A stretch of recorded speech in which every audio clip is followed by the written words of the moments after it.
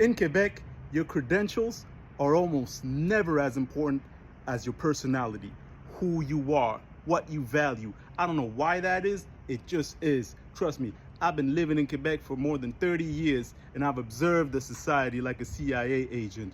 We need to know a bit about you before we work with you, before we buy something from you, before we hire you. It's just the way it is. The only people who can skip this step are people that we really need, like family doctors, hockey players.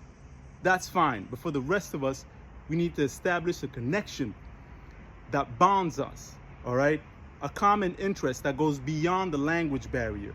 What makes you unique? Is it your love of traveling, renovations, paying less taxes?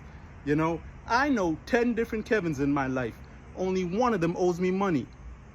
Focus on what makes you. If you don't do that work, you're gonna end up alone like Tom Hanks in Castaway, talking to that volleyball. Please give me a chance.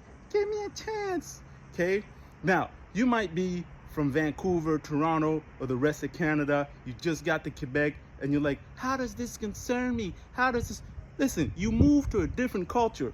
The only difference between you and another immigrant from across the sea is that you grew up with high-speed internet and an abundant amount of toilet paper, okay? You need to do the work.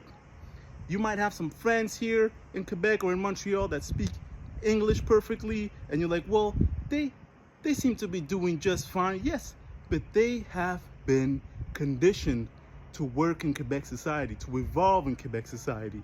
They've been socialized from a very young age. When they were 3 or 4 years old, dropped off at daycare, they'd be like, hey, listen, Marc-Andre, I need you to not shine too much and to collaborate.